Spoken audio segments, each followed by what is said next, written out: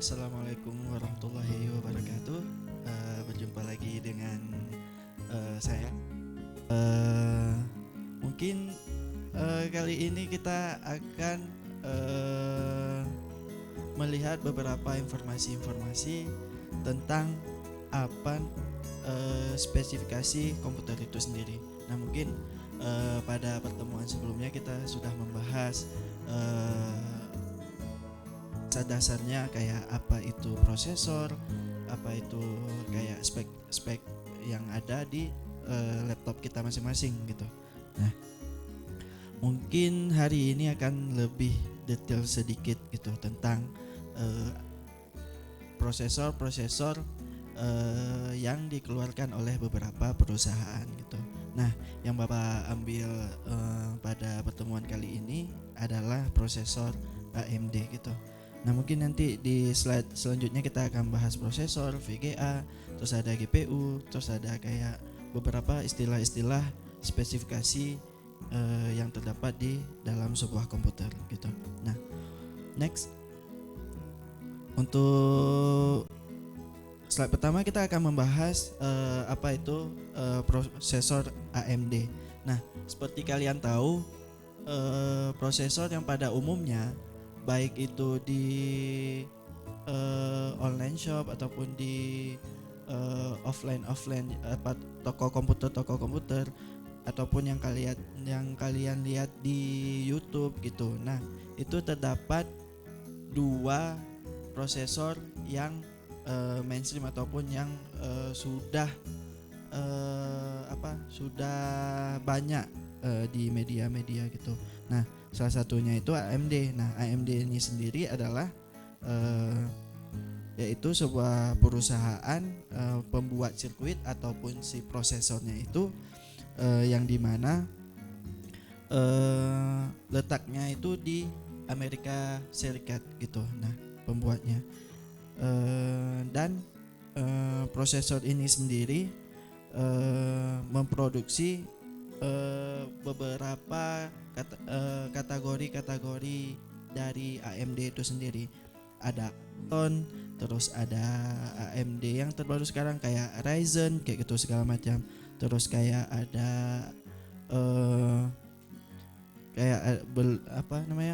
Radeon gitu. Nah, di sini sendiri dijelaskan pada PPT-nya pada tahun 2016 juga AMD telah berhasil mengakuisisi perusahaan grafis terkenal Amerika Serikat yaitu ATI Teknologi. Nah, mungkin tulisan-tulisan ATI ini dapat kalian temukan ketika kalian menginstal laptop gitu. Nah, di situ kalian akan menemukan tulisan-tulisan ATI Teknologi baik di drivernya gitu. Bahkan gitu kan ada tuh di depan laptop kalian di samping trackpad. Nah, di situ kayak misalkan yang menggunakan AMD gitu, itu bahkan ada stiker ATI kayak gitu, ATI Teknologi. Nah, itulah perusahaan yang AMD bisa mengakuisisinya. Next. Nah, selanjutnya apa beda sih AMD ini dengan si merek sebelah gitu.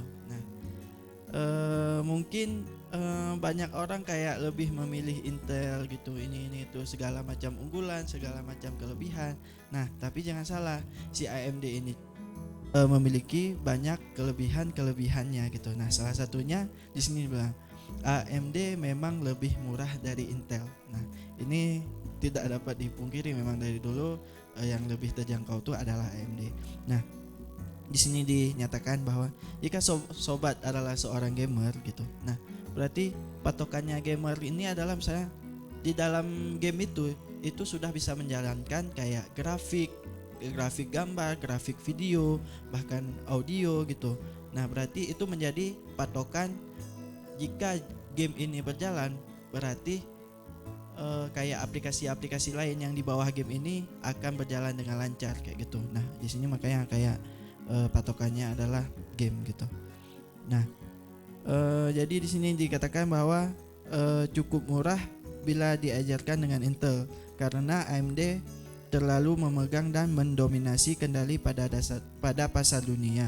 Sementara ini pasar dunia masih dipenuhi dengan Intel kayak gitu.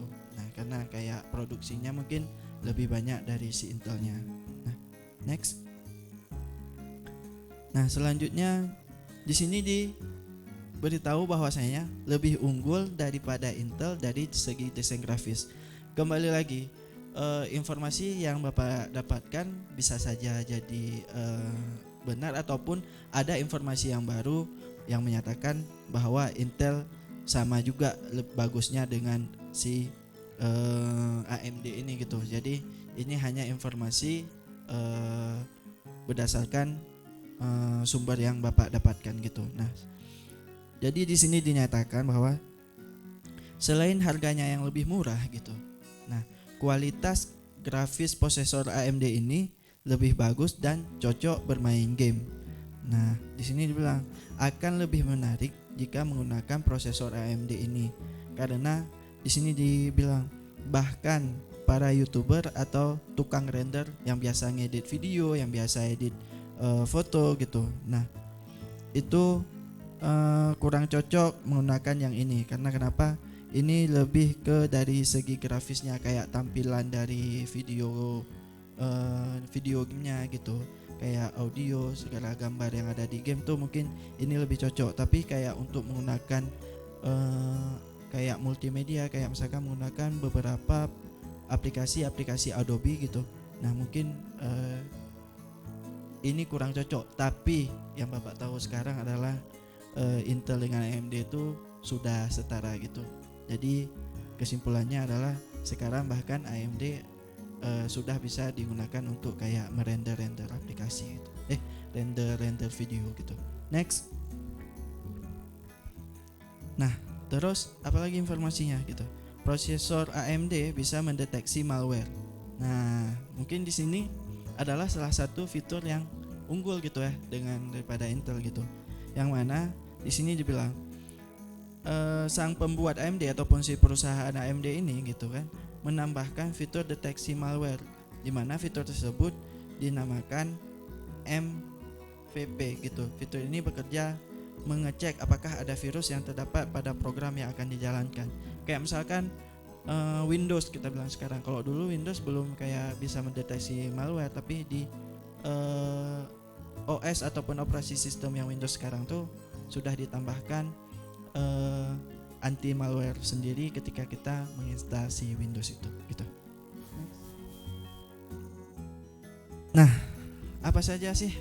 Tadi kan kita sudah mengulas beberapa informasi dari si AMD itu. Nah, berikut ada beberapa fakta menarik. Nah, yang terbaru gitu tentang AMD itu sendiri. Nah, jangan salah, jadi jangan mengucilkan si AMD ini karena dia pun sekarang harganya yang murah gitu. Dia terdapat beberapa fitur yang sudah bisa bersaing dengan si Intel gitu. Nah, di sini fakta pertama yaitu Tech Radar. Tech Radar itu kayak ini dia, pembuat blog yang kayak resmi ataupun dia juga ada di YouTube gitu, menyebut bahwa Ryzen ataupun si seri terbaru dari AMD gitu merupakan prosesor yang paling kuat yang pernah mereka uji. Nah, jadi nggak salah tadi yang Bapak sampaikan di awal bahwa sekarang si AMD itu sudah bisa menyaingi si Intel gitu. Nah, selanjutnya fakta kedua, tim e-sport. Nah, mungkin kalian ini udah nggak asing lagi gitu di telinga apa itu e-sport gitu. Nah, dikatakan bahwa saat ini menggunakan Ryzen di semua PC mereka. Nah, jadi mereka tuh udah nggak menggunakan lagi kayak Intel kayak itu, nggak kayak gitu. Nah, ini e-sport ya gitu. Nah, fakta ketiga, soket AM4 ataupun AMD sangat fleksibel. Anda bisa memulai merakit PC dengan prosesor dual core atau kemudian akhirnya di-upgrade prosesor 8 core.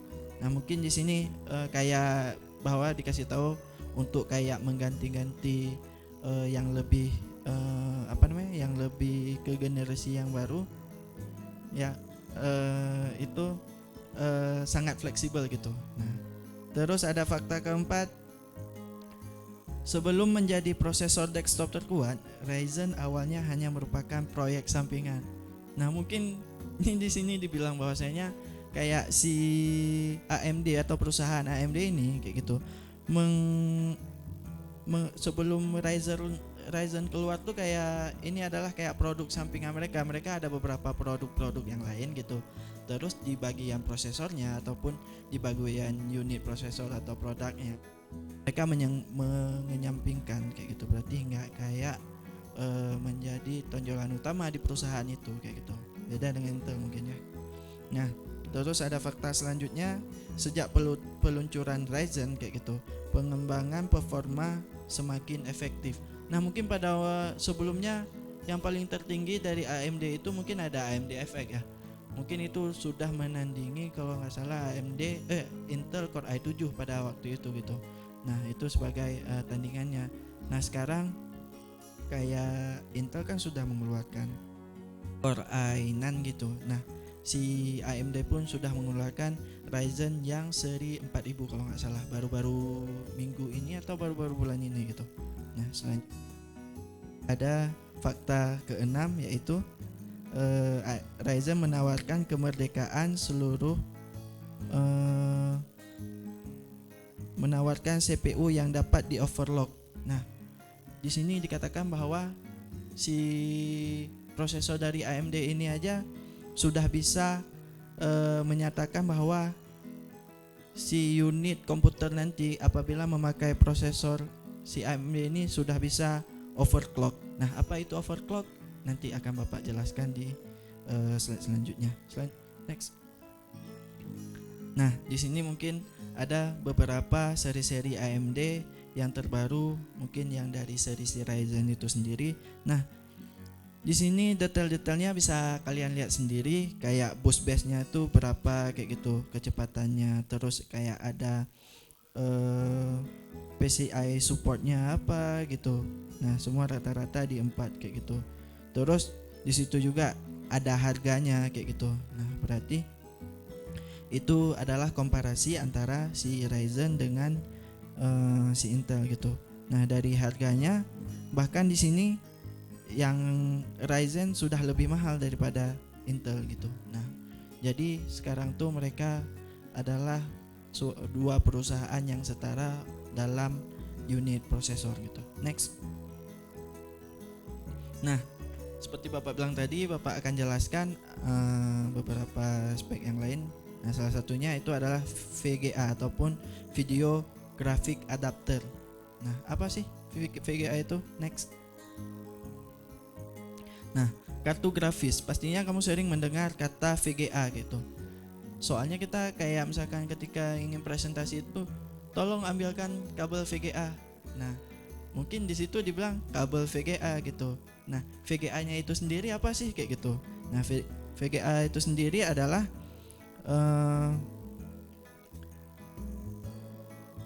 kartu yang dimana berfungsi untuk menampilkan visual yang diproses oleh si CPU tersebut ataupun prosesor sehingga ditampilkan ke layar desktop gitu.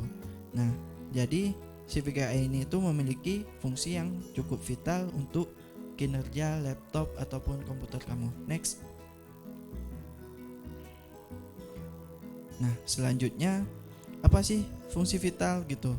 Nah, yang sering disebut grafika ataupun kartu grafis gitu memiliki fungsi menerjemahkan atau mengubah sinyal digital dari komputer menjadi tampilan grafis pada monitor.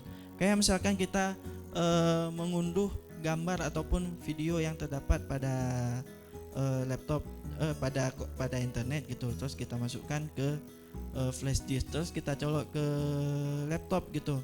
Nah, sedangkan si laptop ini misalkan nggak ada VGA-nya, nah mungkin dia nggak akan bisa memproses gambar apa yang telah kita simpan ataupun kita unduh dari si Google itu bisa kita tampilkan.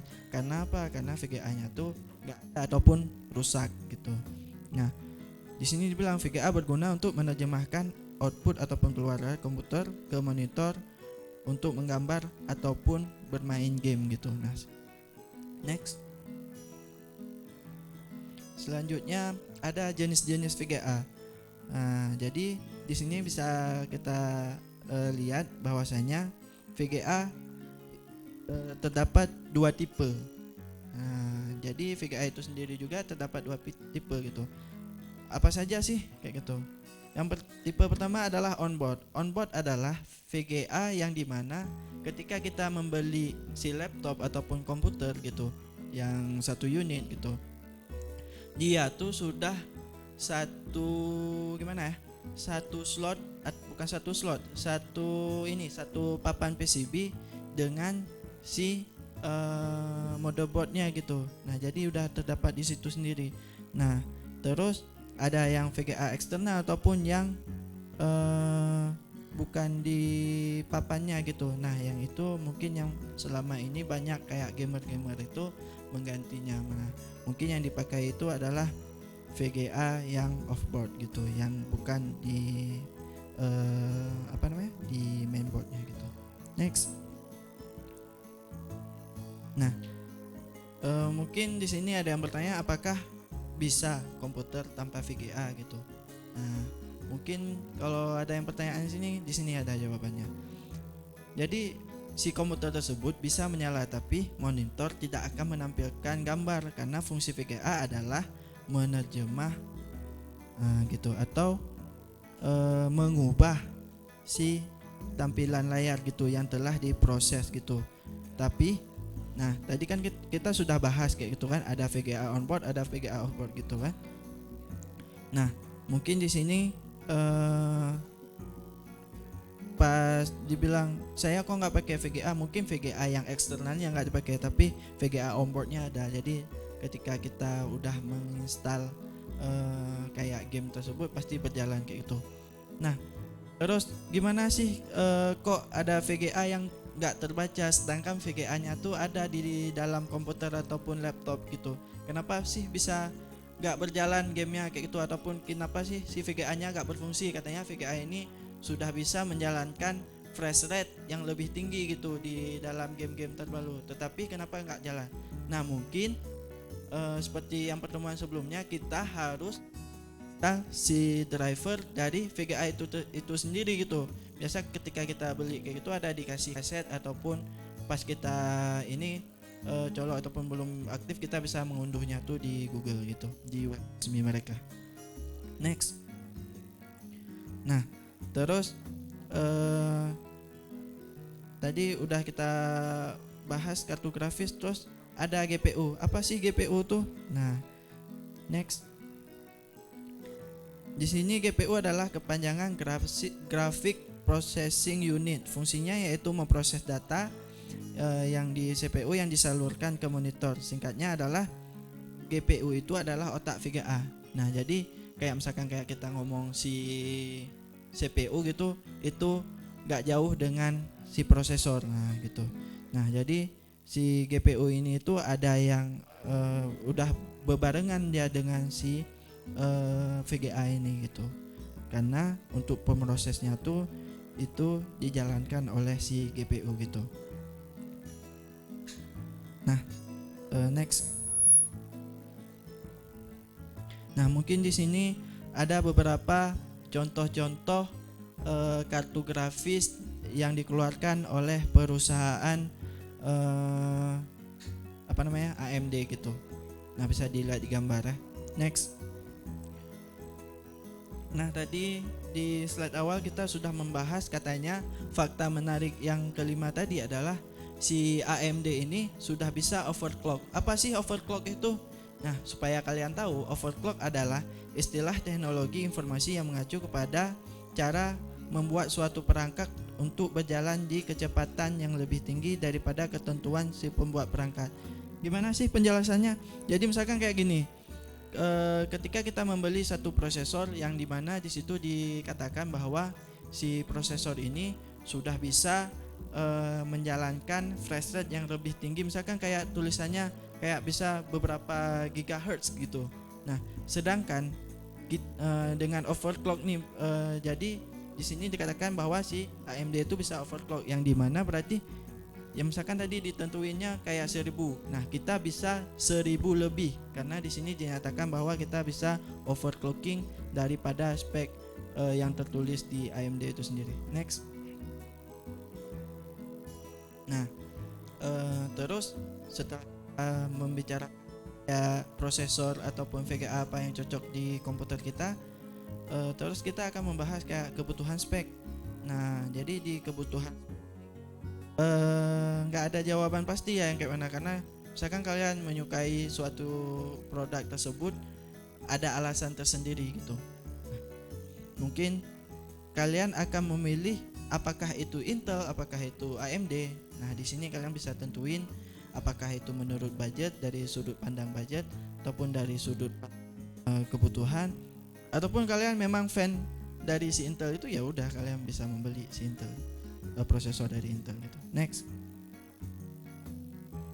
Nah, apa saja sih yang kebutuhan paling umum ketika kita membeli prosesor tersebut gitu. Nah, mungkin di sini ada produktivitas, di mana di sini penjelasannya produktivitas adalah kita menggunakan laptop ini adalah untuk ataupun komputer untuk hari kayak menulis gitu, kayak membuat apa segala macam kayak gitu, mengedit segala macam. Itu adalah produktivitas, di mana berarti kita menghasilkan suatu produk gitu. Nah, terus yang kedua tuh ada kebutuhan gaming, di mana kita membeli si prosesor ataupun spek laptop yang akan kita buat gitu, yang akan kita bangun. Kebutuhannya adalah untuk gaming, berarti ya kita akan mencari sesuai dengan misalkan kayak diluncurkan game ini gitu, game A. Nah, di game A kita bisa lihat kayak requirement dari si game ini apa-apa saja. Nah, mungkin kita bisa menjadikan patokannya itu sebelum kita membangun PC gitu. Nah, selanjutnya ada virtual reality. Nah, berarti virtual reality ini sudah digabungkan dengan kayak apa namanya, perangkat-perangkat yang lain gitu, ataupun hardware yang lain kayak gitu. Nah, di sini mungkin kayak kebutuhannya juga beda gitu. Nah, mungkin kalau kebutuhannya ini ya disesuaikan aja. Terus setelah gaming, di sini ada game streaming. Nah, game streaming ini apa sih? Game streaming ini kita memainkan gamenya itu ketika kita mengeloadnya itu, gamenya itu terdapat pada server secara online gitu. Jadi kita tidak tersimpan di si laptopnya gitu. Mungkin kayak tersimpan di laptopnya itu adalah chest kayak biasa kayak itu, kayak segala macam. Nah, biasa kayak game streaming ini kita harus login dulu kayak itu supaya di loadkan gamenya. Ketika nggak ada koneksi internet pun, nggak ada service internet pun, ya kita nggak bisa memainkan game ini. Nah, mungkin di sini ada kebutuhan lain yang dimana harus kita penuhi untuk bisa memainkan game streaming ini. Terus selanjutnya ada untuk mengedit video gitu, ataupun mengedit foto, ataupun mengedit musik. Nah, mungkin yang paling umum adalah video dan foto. Tapi nggak salah juga, kayak sekarang tuh banyak orang ataupun YouTuber mereka tuh membuat musik dan menguploadnya ke YouTube. Nah, mungkin di sini menyangkut dengan rendering juga gitu. Nah, kita harus memilih yang mana aplikasi audio itu bisa dijalankan di komputer itu sesuai dengan requirement yang aplikasi minta gitu. Nah, di sini dibilang sesuai kecepatan dan frekuensi perangkat memori dalam perangkat PC masing-masing. Nah, habis itu terus di sini dibilang produksi baru menggunakan memori yang tipe terbaru gitu. Nah, next. Mungkin